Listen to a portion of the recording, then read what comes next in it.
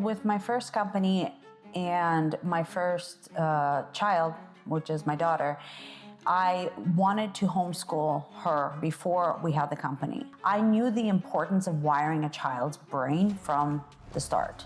It's a computer. Well, when you say you knew that, where did you know that from? I don't know. It was very instinctual. I mean, when I came to this country, God told me to go to church. Yeah. I had these voices in my head, and I knew it was God speaking to me to do these things. I didn't understand why. I just followed them. I went to church. I developed very high value system, morals and ethics. And with my children, I just knew that I wanted to homeschool them because I wanted to control what was being put into their mind. I taught my daughter how to read at 1. She reads my contracts now, she's 17. We can shape our kids' minds if we could. Hey, Christina, thank you for joining us on Parenting Without the Manual. It's a pleasure to have you here. Thanks, Dan. Thanks for having me. You've come all the way across the pond to join us in Dubai. Oh my gosh, I can't believe I'm in Dubai and sitting with you. Last time I saw you was in Orlando. Not even my neck of the woods, it was in Orlando. Yeah.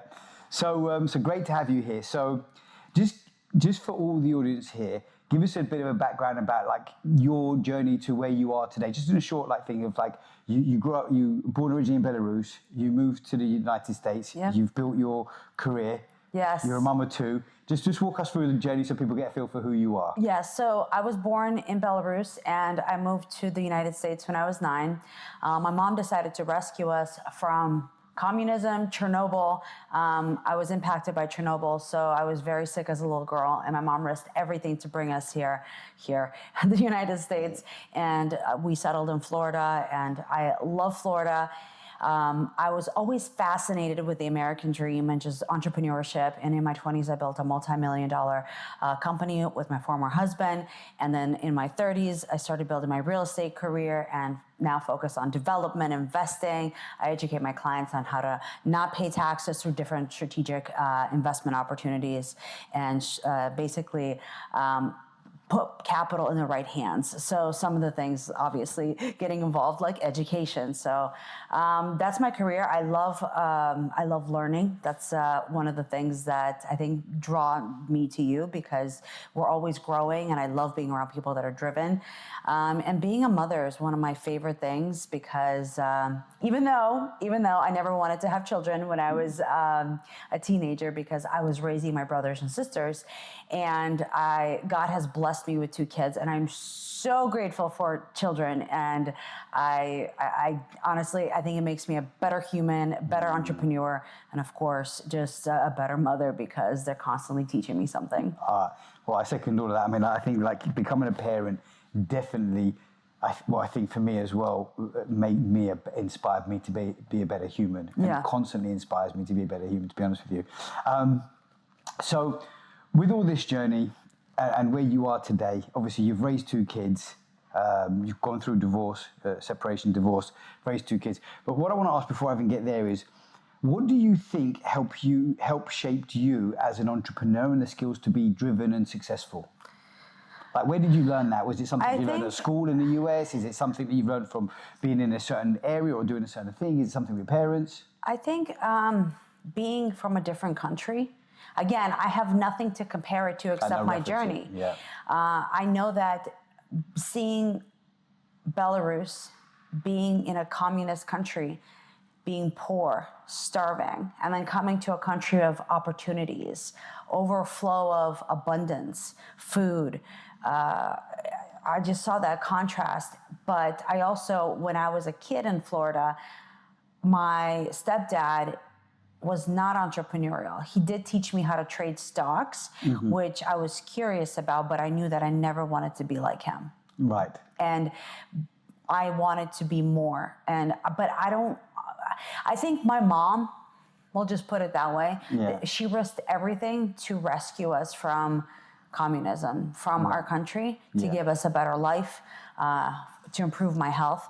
And people ask me why I'm so ambitious and just going for more and more. I just think my mom is just such a risk taker.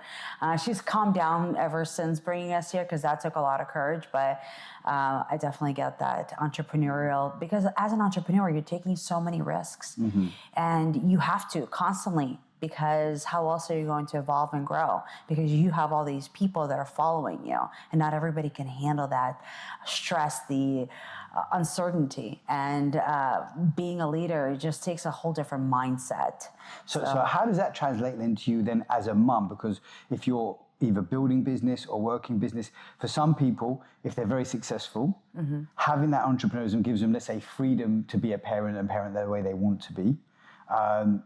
Other people, you can have a high-paid job, but you're still restricted. You don't have that time and freedom to be the parent you want to be. And a lot of time they delegate that kind of, looking after the kids to nannies and stuff like that. So how did that translate to you while you were building, or had you already built before you had kids, or where were you? So with my first company and my first child, which is my daughter, I wanted to homeschool her before we had the company. I wanted to I knew the importance of wiring a child's brain from the start.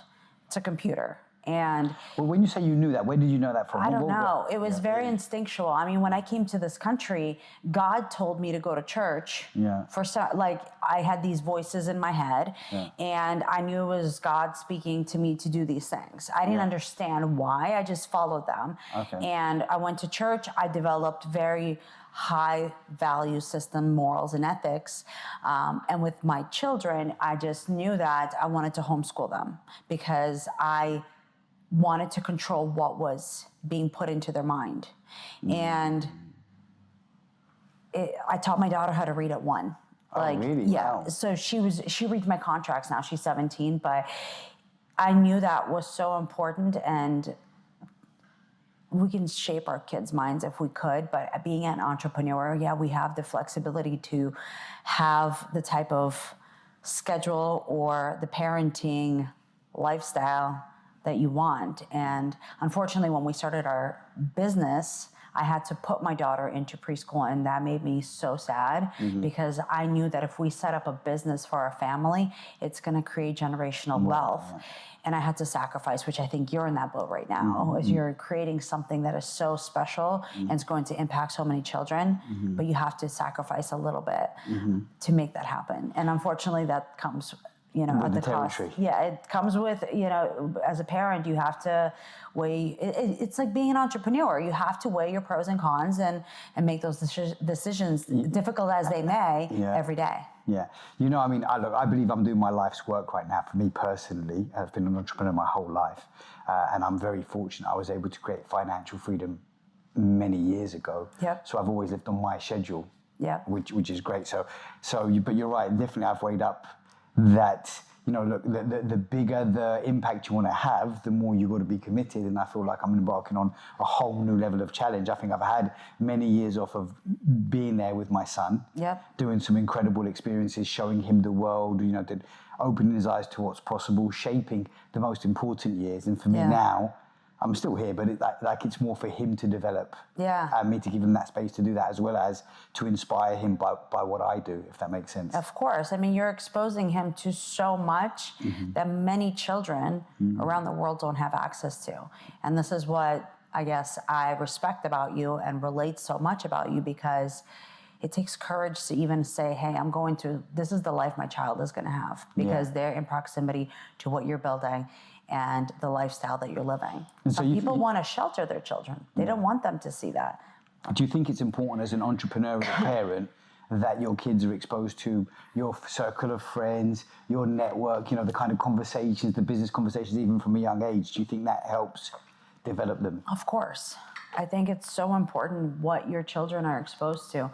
When I moved to this country, I didn't have a choice, but I was excited. And this is a perspective and mindset. Again, I was excited to go to the schools and go through the American education. That's all I had. It was better than being in communism and being in a cold country and people look miserable. Here, it's a different lifestyle, and I was grateful to go through it. But when I was done with college, I knew that I don't want my kids to go to college, obviously, unless they wanted to become a doctor or specific training like a lawyer. So it's a privilege for the kids to have that access to the entrepreneurial world. And a lot of my friends and mentors and colleagues, their children go to them on business meetings, they travel with them, they're getting life experience and education hands-on. Do a lot of your friends homeschool their kids? Yeah. Is that a growing trend right now in the US? My experience in talking to the entrepreneurs that I know there, and they're not just entrepreneurs, but they're extremely successful entrepreneurs specifically, there tends to be this a big shift. I would imagine, my feeling, and I don't know the exact stats, is that a large majority are now starting to tend to lean towards homeschooling. Yeah, I don't know what the stats are. I'm very private, and I have very specific type of friends. Yeah. So a lot of people can't have the luxury to homeschool. Yeah. My children, for example, they don't need a lot of my assistance with homeschooling. Do they homeschool? Do you homeschool? Yeah, they're homeschooled. Yeah. Okay. It's a virtual program, which is why I love what you're doing. But I told them that you're the CEO of your own education. And if you're not successful at it, you will never be successful at having a company. Right. Obviously, first step is be a CEO of your mind, body, and soul. So get up, make your bed, brush your teeth, make sure you're eating. My kids cook for themselves. Half the time they cook for me because I'm moving at such rapid pace. But I think it's important to teach them life skills and early on, and being homeschooled allows you for that. And at what age would you have that conversation? You're the CEO of your own, of your education. It's been more recent. Yeah. Because they're able to your grasp youngest it. is 13. Yes. Yeah. And listen, 13 today is way different. Actually, if I look back when I was 13, the stuff I used to get up to, I used to get in a lot of trouble at 13. Yeah, I mean, I was in trouble a lot too because, I had a very abusive stepfather, and I stood up to him because I'm like, stop treating my mom this way. And I would talk back, and then I would get hurt, and my children, obviously, I wanted them to have a safe space where they can feel they can express themselves. And after my divorce, obviously, that was a little bit of a transitional period where mom was going through a hard time mentally and emotionally. But I think it shaped them for the better to understand the hardships that I've been through, to be able to rise up to the challenge of, hey, we're a unit and we support each other. And it's, every time you're doing something that is not productive, it's going to hurt me or weigh me down, or your sister, or, vice versa, if it's my son, or my daughter. So everything has consequences and impact on the decisions that you're making. But those conversations definitely didn't start until, the last few years, because I learned through some of my mentors like Elena and Grant Cardone, is you have business conversations, family conversations with your family on a regular basis. And I started implementing that recently, a few years ago, and it's shaped, I've always believed in that. I feel like it's more relevant now because they get it. Yeah, they're totally, able to grasp it more versus like, why is mom running around and doing this and then going this? And, as an entrepreneur, you kind of not go with the flow, you wing things sometimes, and they get it more. And if you don't want them to go to college, or you don't think they need to go to college, or whatever the case may be, what do you think they do need to learn or develop? I mean, you actually started, by the way, very quickly on, and I know we're aligned on this, and mind, body, and soul, right? Because it starts with your fitness, looking after yourself from an emotional perspective is so important ahead of, as a parent, teaching the children as a skill, regardless of what they're going to be as a career, whether they're an entrepreneur or an employee or whatever they're going to do, they need to be able to control their emotions, or at least not control is probably maybe the wrong word, but be aware of them. Aware of them, and have an understanding. And not react to them. Not act on the emotion. Yeah. Because I think one of the skill sets that a lot of people lack is emotional intelligence. And I think... And emotional regulation as well. Yeah, regulation, exactly. Like one of the things that I've built is a real estate team, and a lot of people, even young adults, go into real estate thinking that their life is going to have this freedom.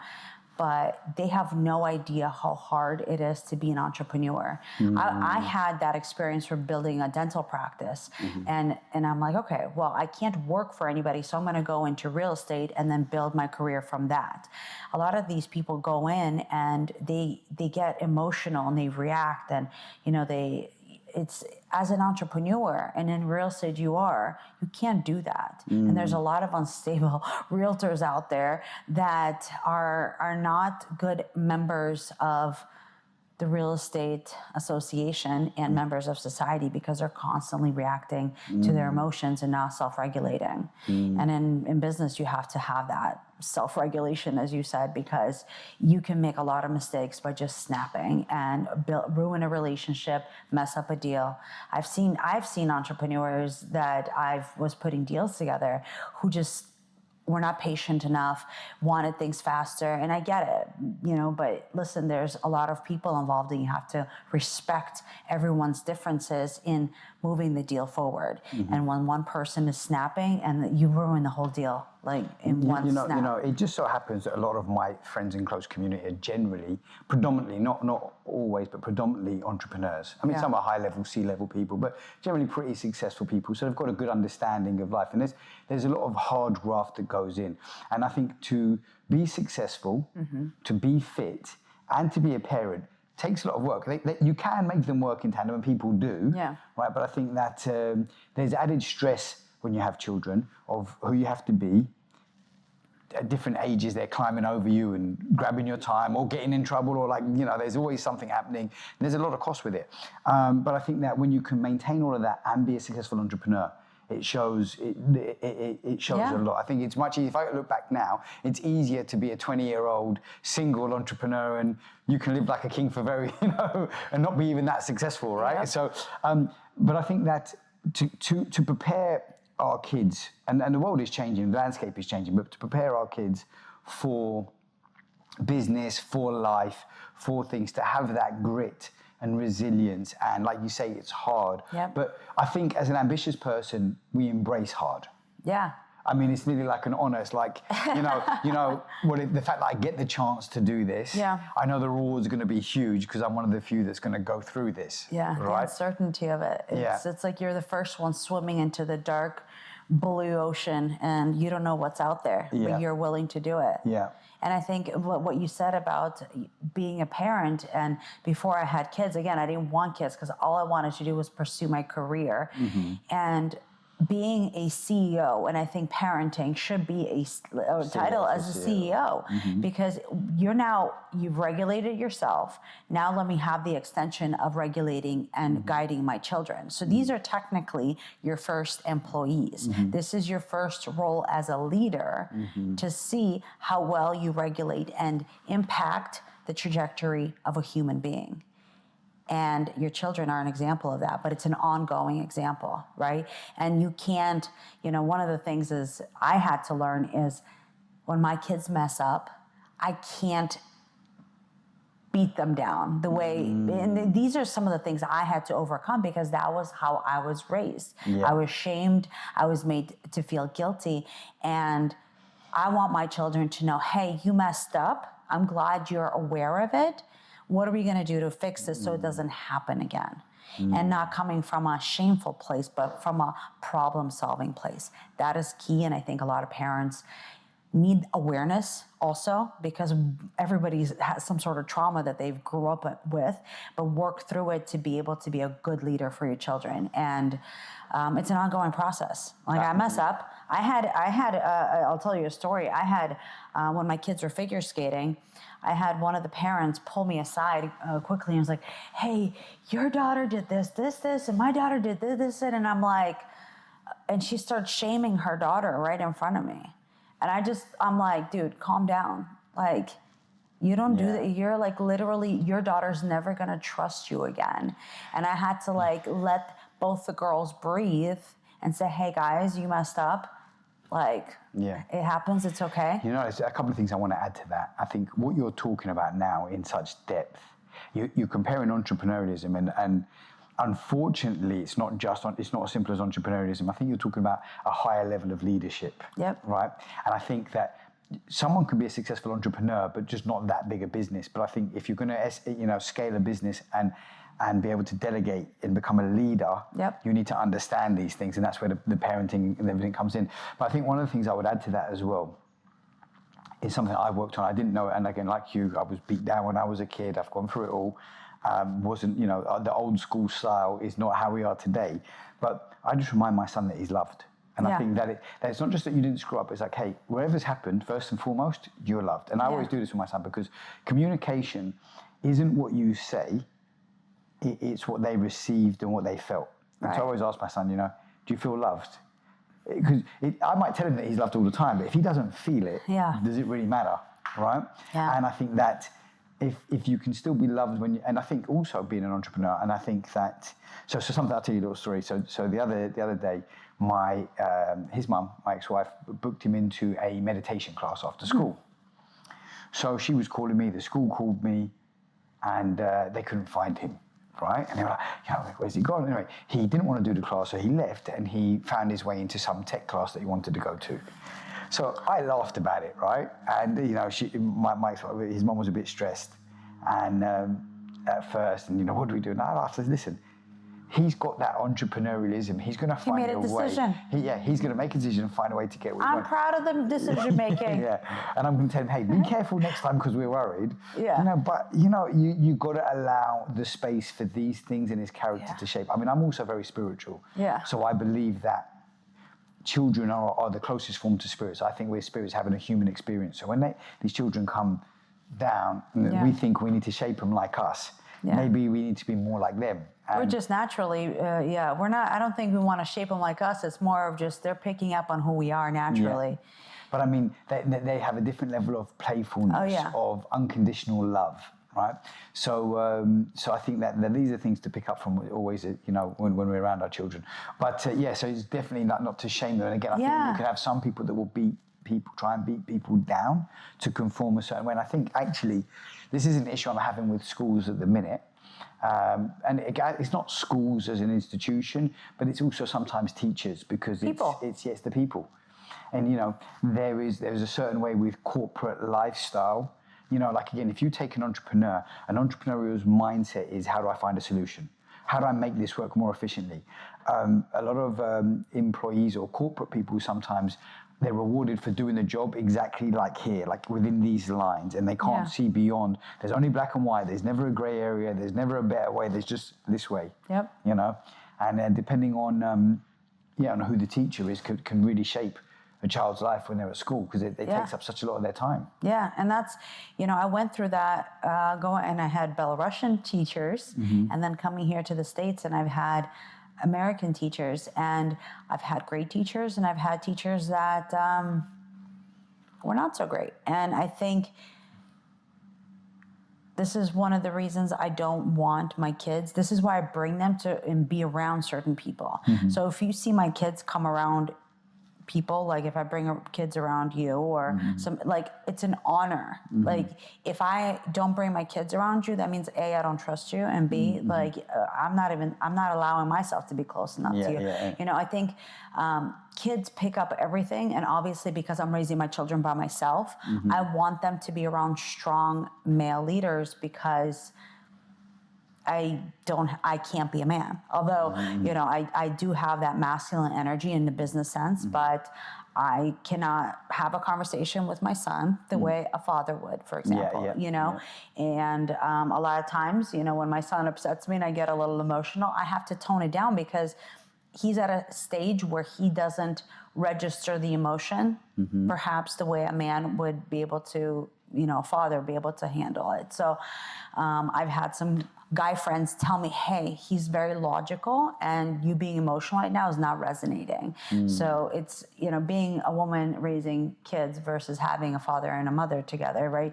So I think it's important for me to expose my children to the right people, and that's why I think teachers, if people don't have a choice, if their kids are going to school and they don't have a choice, the best thing that you can do is prepare your children by having conversations and teach them to question what the teachers are saying versus believing everything that they say, because not everybody is, no one's perfect, right? Well, I think the design of classrooms and teachers is designed for conformity. Yeah.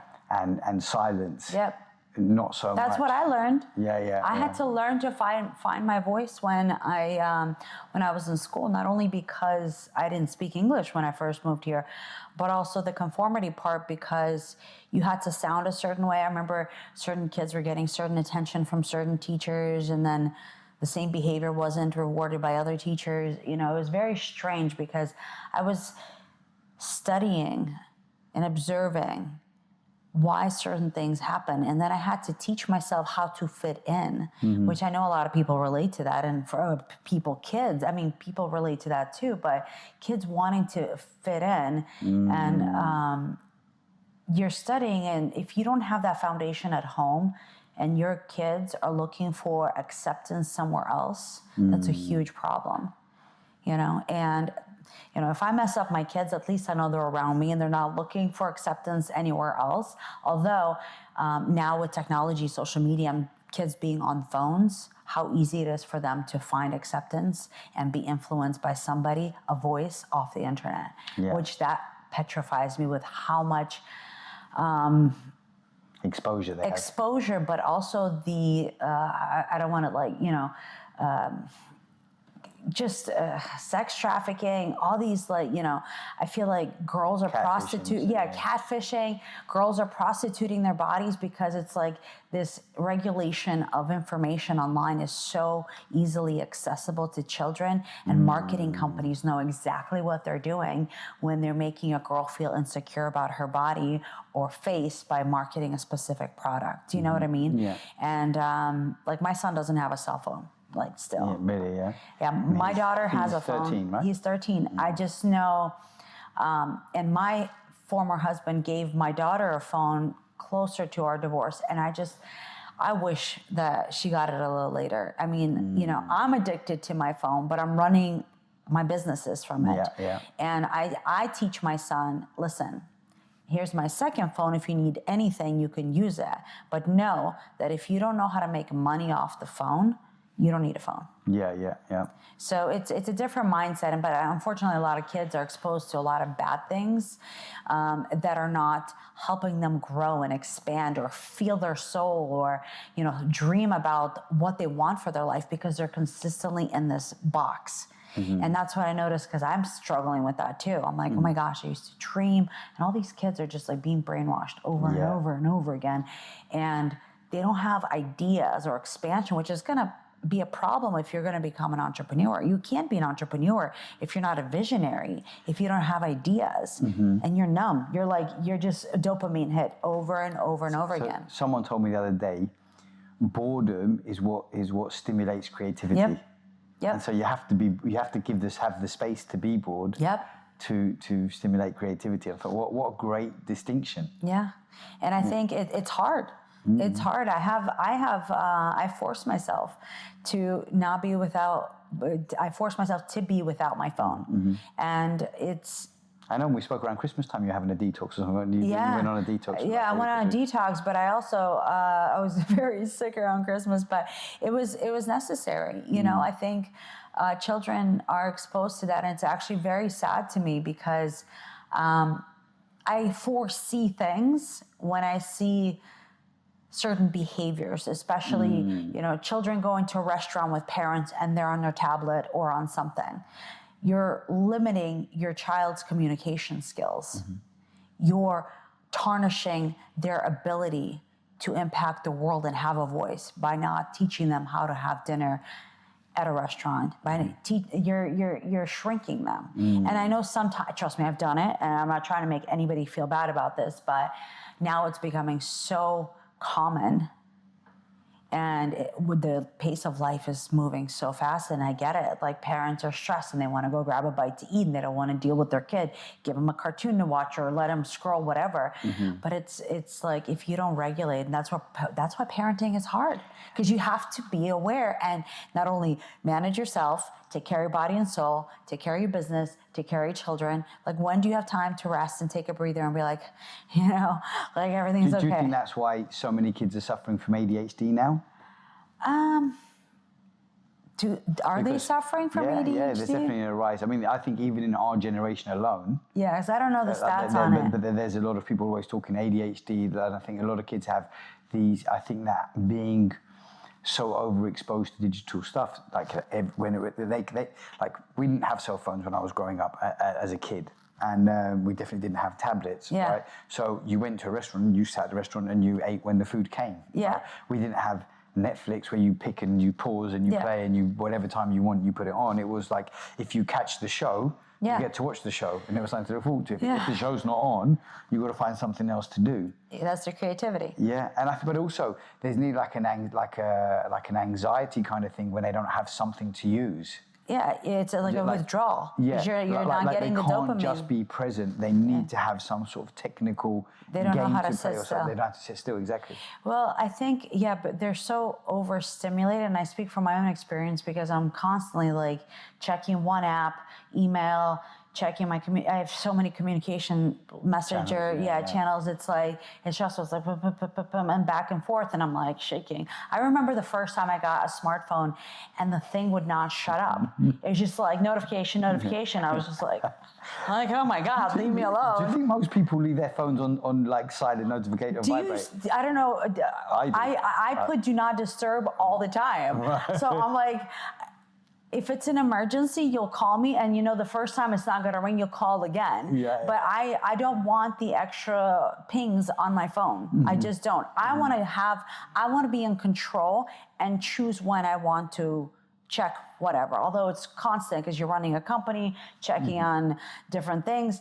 But I definitely see that kids cannot sit still because they're numbing their emotions. Mm-hmm. They're overstimulated through dopamine because of constant stimulation, and they don't know how to communicate. Mm-hmm. These are huge problems, and that frightens me. So when I foresee what's happening, it makes me uncomfortable. This is a society of our next generation of people that are not going to be able to be good contributing members of society because of these problems. And I don't even want to get into AI, that's just another can of worms of issues that need to be resolved and bring awareness to parenting, to our communities, to entrepreneurial world. What do you think is the number one skill we can teach our kids that's going to help them as we go into this kind of like digital world that's, unraveling? Communication.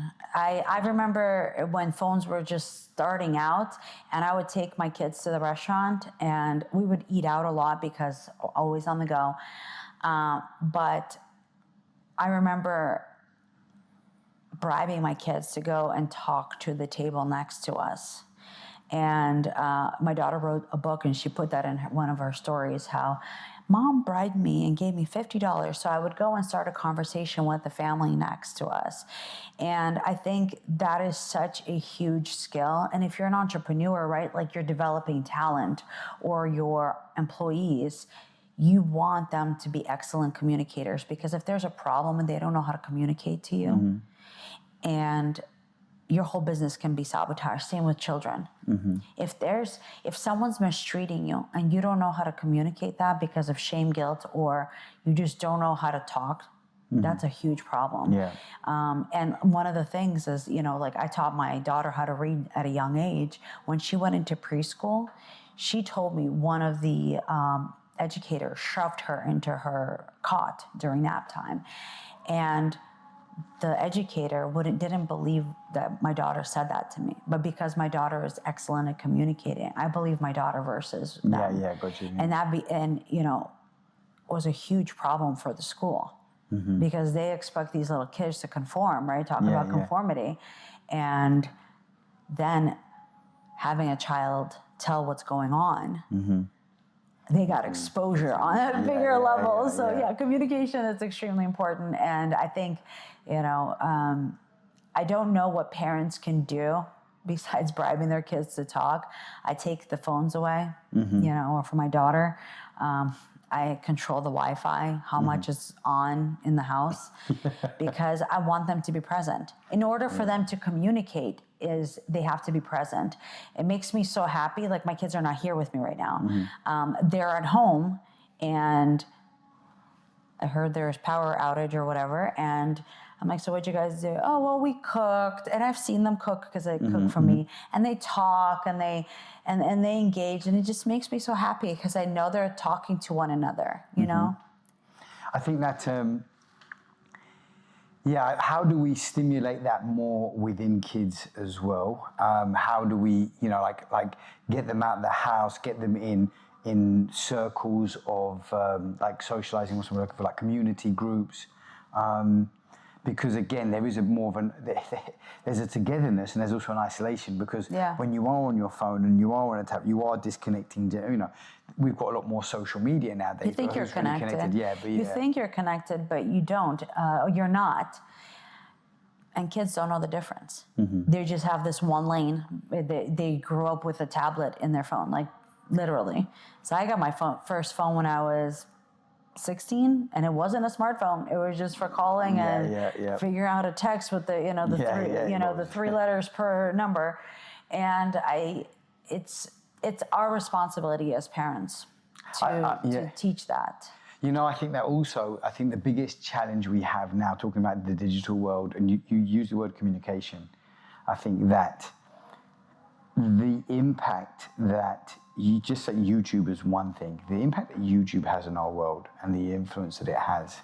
And I think we're going into we're already in it, a creator economy. Even as an entrepreneur, you were talking about dentistry before, and as you were speaking, I'm thinking, if you take dentistry as a career path, as a vocation, being a dentist versus, let's say, being a dentist who knows how to YouTube and market dentistry, you're talking two different levels of success, two different levels of presence, like celebrity presence or influence, right? Yep. And so I think that, like, for me, when I look at my son today, and I look at these young kids like Ryan, who started young. Do you know that kid Ryan from America who did he was I don't know, 6 years old, and they started putting his toys on YouTube. No. So all the kids would want to watch YouTube, and all the parents would let their kids watch YouTube with this Ryan unboxing his presents. Well, by the way, Ryan today earns something like $35 million a year, and he's something like 12 years old or something, That's for the last X amount of years. Wow. And so now there's all these kids YouTube and family YouTube stuff, and I'm an entrepreneur in a different field, but I do look at it and think I see these families together doing stuff, and it all looks great for YouTube. I don't know if they've got that relationship off camera, but I would imagine it could be pretty cool to be running this kind of entrepreneurial. I started on YouTube making money before it was popular. Oh, really? Yeah. Yeah, I was vlogging my life when I was pregnant, starting a dental practice. My former husband did not like it. Right. And because it was not popular then, but there was a point where I was making money. Obviously, our marriage didn't work out, but in the effort to save it, one of the conditions was to delete all of the YouTube and accounts. And I wish I didn't, because I would have probably made so much money now, because some of the videos I did keep, they're don't Google this or don't go looking for this, but my background's videography, journalism, and I studied how to edit videos before this is all popular. And I documented my pregnancy, how I was losing weight. One of my pregnancy videos are millions of views. Yeah, millions of views. And it lives on YouTube. And if I kept going consistently, right, because it's embedded deep into the algorithm, I would have been making more money. I think understanding how to grab people's attention, how to market, how to edit. I think these skills today, if you think that the average, I don't know the average, but how many YouTubers or digital content creators are making millions of dollars versus if you think about the conventional career path, which is television. School, college, you mentioned college, right? And whether it's a dentistry or legal or accounting or medical, any of that stuff, it's different life. But we're talking about our children, right? It's such a double-edged sword, because we're fighting for our kids' attention, but at the same time, how do we monetize selling attention, right? Well, I always teach my son this, right? And that was something we're working on, is something we brought into our program, by the way, our EdTech program, is consumer versus creator. Yeah. So there's a difference. So it's like superpowers, right? Yeah. Superpowers, are they good or are they bad?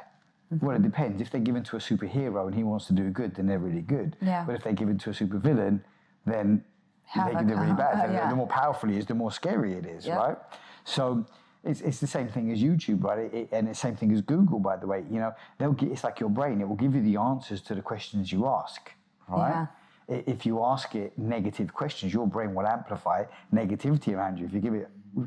If you ask it positive questions, get positive answers. That's right. It will amplify that. So I think that YouTube and so I teach my son to become a creator versus consumer, because I say, look, consumers are generally going to get fat and broke watching somebody else and like being like brainwashed with somebody else's, or you can learn and be the creator and look at how they're doing what they're doing and how they're getting attention, how they're being innovative and how they're doing these things. And that is a skill that you can apply to anything. 100%. And that's the entrepreneurial spirit, right? Mm-hmm. It's unfortunate, but you know, I am a creator. I teach my kids to be creators, or same like you. But obviously with everything that you and I are talking about, not everyone wants that. They might want it. They just, let's say parents, they're not willing to be the CEO of their family, right? They're numb. They're, you know, come home and veg out, pig out, whatever. It's a pattern. It's like looking after your body as well, actually, because I think how you do something is how you do everything. Yeah, but people are monetizing on that. Marketing companies, shows, digital, anything, right? They're feeding off of these consumers because... And it's unfortunate because you as a consumer, you've given up on life. Isn't that sad? Yeah. You've literally given up on life because all you can do is just consume and become fat, become dumb. The IQ levels in the States, I just like realized, saw a statistic. I think the average IQ is like 89. Wow. My IQ is like 120. And I'm like, sometimes I feel like, why do I feel annoyed talking to these people or even being in their presence? Because they're dumb. And that's a consumer. Because like my IQ is actually lower, but me constantly studying, it goes up. It goes up. I want to ask you, do you know, I don't know what the stats are, I need to look this up actually, in the US, of kids that are obese? Oh, it's like 60%. Really? Yeah. I think it's 60% overweight for sure. I don't know the exact statistic for obesity because my son and I were talking about it, right? Like I always say to parents, and look, I don't know if I told you the story, but like 3 years ago, I was on this rat race of building, and I was miserable, but I was numbing through food, drinking wine, and I gained 30 pounds. I've always been like fit my whole life. And I taught myself, or I gave an excuse to myself that this stuff is helping me get through the difficulty of building this career that I was building. And there was a point where I have this team and I didn't even want to wake up anymore. I just wanted to carrying this extra body weight around was so much. Drinking wine, giving me this energy, but then the next day, it's just, you feel sluggish. Now that I'm back on track and healthy and lost the extra weight, I just all the excuses I believed, the lies, right? And these are lies that we pick up from marketing, you know?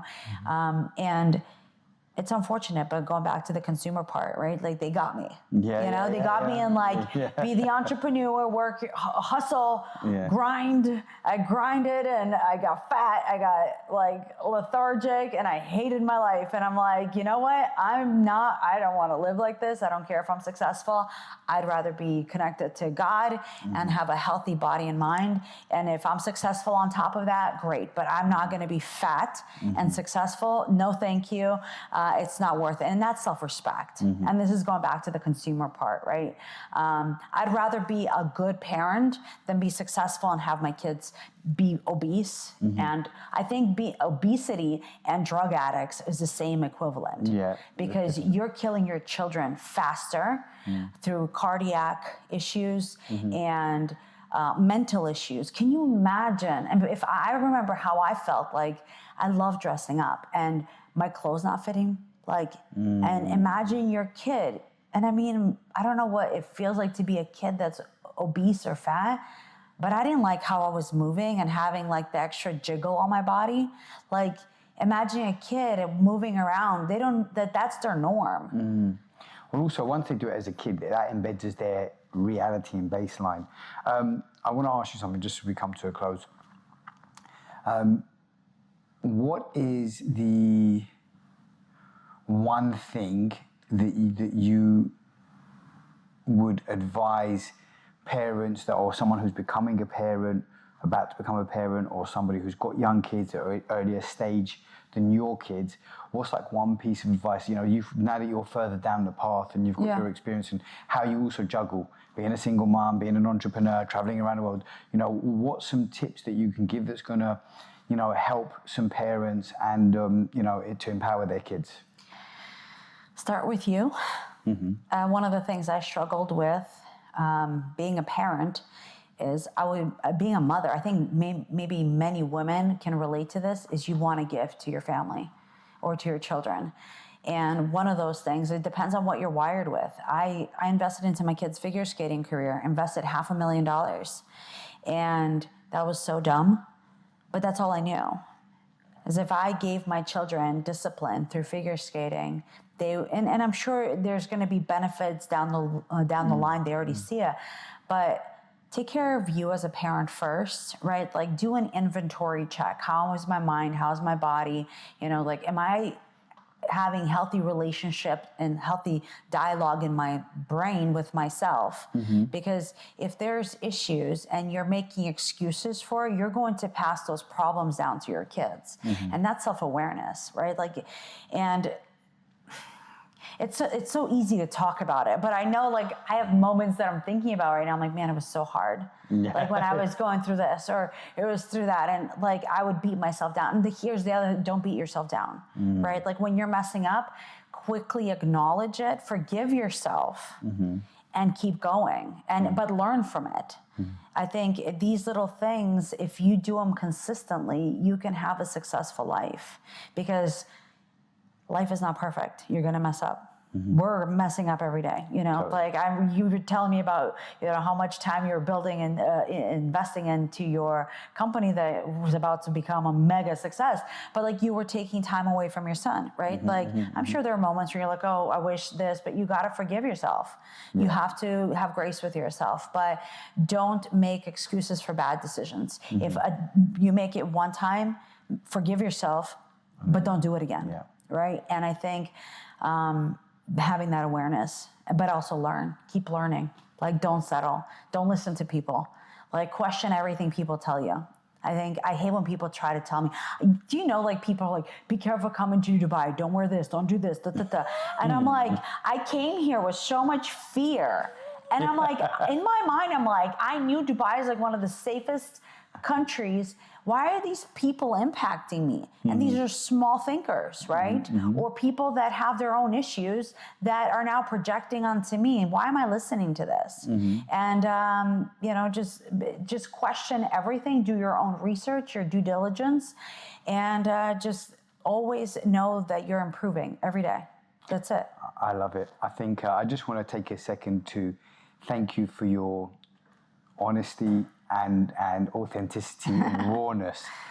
It's really come out, and I really feel it. And I think that I hope that there's a lot of people watching this that can relate and that can take some good wisdom out of what you share, because I think it's brilliant. I think that talking and looking at your life and your kids' life, and you know, as being a CEO of your own, and take of your own responsibilities. And funny enough, I had some other guests on this podcast that have talked about something similar, about starting within and having this ownership. But I really like the way of educating them from a young age. You're the CEO essentially of your decisions and what you do every day. And I think another thing that people should take responsibilities for your health.